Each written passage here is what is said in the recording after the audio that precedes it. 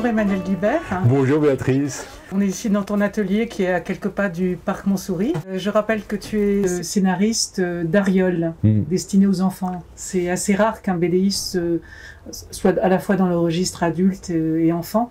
Quel plaisir ça t'a procuré et puis pourquoi tu as fait ce scénario? Donc, je n'aurais pas fait ce métier sans m'adresser aux enfants. Je le fais pour la raison que, enfant, j'ai été totalement irradié par la bande dessinée, le dessin, le récit, la littérature. Il y a cette Ariol qui est une façon détournée de raconter ma propre enfance.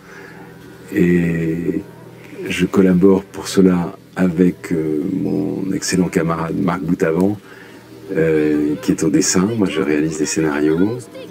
On a un troisième larron, un copain qui s'appelle Rémi Choran, qui participe aux couleurs et qui fait le lettrage. Et ça fait 23 ans que ça dure. Et on a la satisfaction qu'Ariol nous autorise plein de choses, en fait. On fait depuis quelque temps de la musique, très activement, autour de ce personnage. Notre troisième disque va sortir à l'automne prochain.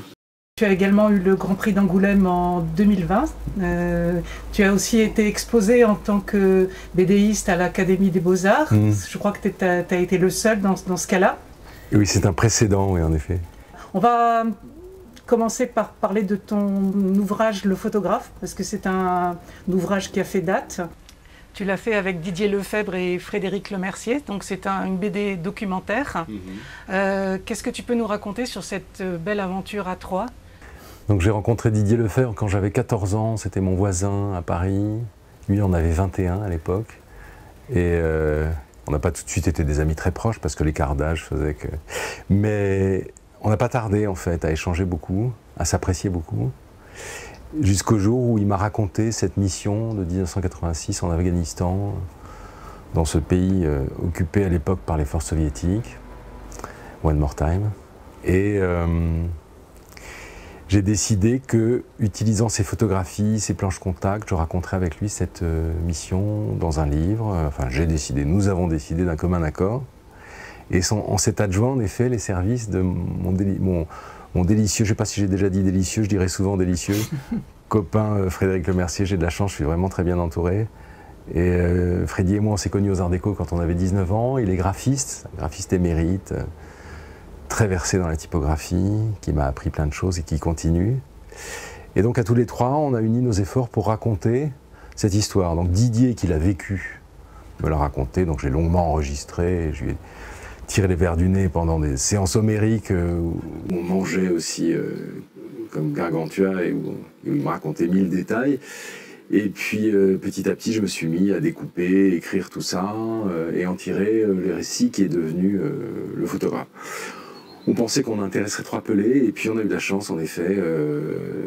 Dès sa sortie, ce livre a attiré l'attention. Il a reçu beaucoup de prix et de distinctions. Oui. Et le résultat des courses, c'est qu'il a été, en effet, pas mal lu. Il est traduit en une 20aine de langues. 2 autres livres ont marqué ta production, L'enfance d'Alan et La guerre d'Alan. Qui était Alan Ingram Kopp et comment l'as-tu rencontré? Qu'est-ce que tu as fait avec lui? Alan était un Californien né en 1925 dans un faubourg de Los Angeles. Et ayant eu la mauvaise idée de naître en 1925, il a eu 18 ans en 1943, donc il a été appelé sous les drapeaux en pleine guerre. Et il a fait la Seconde Guerre mondiale en Europe, après avoir été entraîné militairement à Fort Knox dans le Kentucky. Il a fait la guerre sur le théâtre d'opérations européen en traversant, disons, l'Europe entre Le Havre et la frontière entre la Pologne et la Tchécoslovaquie de l'époque, entre la fin février et les débuts donc, du mois de mai 1945. Après, il est retourné occuper l'Allemagne. Et il a passé la quasi-totalité de sa vie d'adulte en France. Mais c'est en France que je l'ai rencontré, où il avait pris sa retraite sur l'île de Ré. Il sciait du bois devant la porte de sa cuisine, et je lui ai demandé mon chemin, et on est devenus les meilleurs copains de la Terre. Je l'ai abondamment enregistré pendant les 5 ans que la vie nous a donné pour être amis. Et c'est de la matière de ces enregistrements que je tire le cycle de biographie que je lui consacre.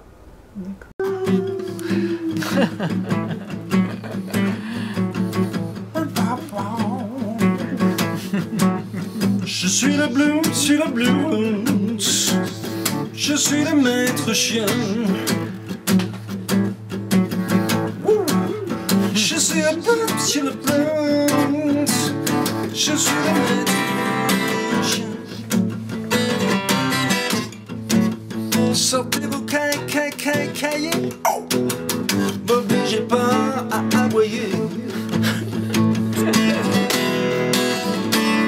Aujourd'hui on va faire les cons. Les conjonctions de coordination. Aujourd'hui on fait faire les cons. Les conjonctions de coordination. Mais où est donc Cornicar? Peut-être planqué dans le placard. Allez-y voir. S'il n'y avait qu'un seul nom d'artiste à citer dans le 14e, quelqu'un qui t'inspire particulièrement, que tu admires, ça serait qui? J'ai une relation très amicale avec Philippe Guelmetti, qui est un de nos plus éminents graphistes et qui est également un producteur de jazz extraordinaire. Et Philippe et moi, on collabore depuis des années sur un label qu'il a créé avec Philippe Mouratoglou et Jean-Marc Fols, qui s'appelle Vision Fugitive, et où on retrouve des gens aussi formidables que Stéphane Oliva, Bill Carruthers, etc., etc., Bruno Ruder. Et il y a quelques années, il m'a fait le bonheur de me convier à Pernes-les-Fontaines, du côté de Carpentras, dans le studio La Buissonne, qui appartient à Gérard de Haro, ingénieur du son émérite. Et on était accompagné de 6 musiciens, dont certains dont je viens de citer les noms. Et ils ont enregistré la musique d'Alan, c'est-à-dire que Philippe leur avait donné mes livres, La guerre d'Alan et l'enfance d'Alan, à lire chacun dans leur langue. Et il y avait donc 3 Français et 3 Américains.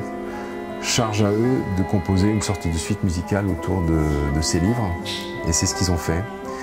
Et voilà, je crois que c'est à peu près le plus beau cadeau qu'on m'ait fait de ma vie, ce disque. Se mettre au service de récits vécus nécessite certaines qualités, lesquelles? Je vais répondre un peu à l'envers, mais il se trouve que j'ai des copains que j'aime tendrement, que j'admire, parce que ça aide toujours à l'amitié que d'admirer les gens. Et spontanément me vient l'idée d'utiliser la Libye, disons, de faire des livres pour passer plus de temps avec eux, pour aller peut-être un peu plus loin qu'une pratique de l'amitié plus sporadique ne nous permettrait de le faire. Et donc le livre devient une sorte de moyen pour creuser, pour approfondir à la fois un sentiment, une curiosité et une tentative de partage la plus étroite possible entre 2 êtres. Et donc je l'ai fait à plusieurs reprises parce que du jour où j'ai découvert ça, je me suis rendu compte que c'était une des choses que j'attendais de la vie. Je crois que tu apprécies beaucoup la cité universitaire. Qu'est-ce que ça représente pour toi, cet endroit? J'adore la cité U. Quand j'ai emménagé dans ce quartier, je pensais que je serais tout le temps fourré au parc Montsouris. En fait, je vais très très volontiers à la cité U, oui. Je l'aime bien entre chien et loup, quand la lumière commence à s'allumer dans les studios, que les gens se pressent pour entrer. Un des trucs les plus agréables, c'est que quand on croise quelqu'un, on ne sait jamais quelle langue il va parler. Ça, c'est très amusant. Et puis, il y a cette idée attendrissante d'avoir donné un type architectural un peu vernaculaire à chacun des bâtiments. Donc on se donne l'impression de faire le tour du monde à peu de frais. Très agréable. Et beaucoup de Parisiens ne connaissent pas cet endroit en fait. Puis c'est le temps des copains aussi, la cité U, c'est encore... Moi j'ai sauté un peu la case estudiantine parce que je ne suis pas resté longtemps aux Arts Déco. J'y suis resté que 6 mois, je me suis mis tout de suite à bosser. Donc oui, peut-être une petite nostalgie quelque chose de que cette tu n'as pas vie-là, vécu et que tu aurais aimé vivre. Ouais. En tout cas, voilà, c'est un coin attachant, oui. Paraît que je fais un métier de chien. Oh, ça tombe bien. Ça tombe bien. Ça tombe bien. Car j'en suis j'en suis down.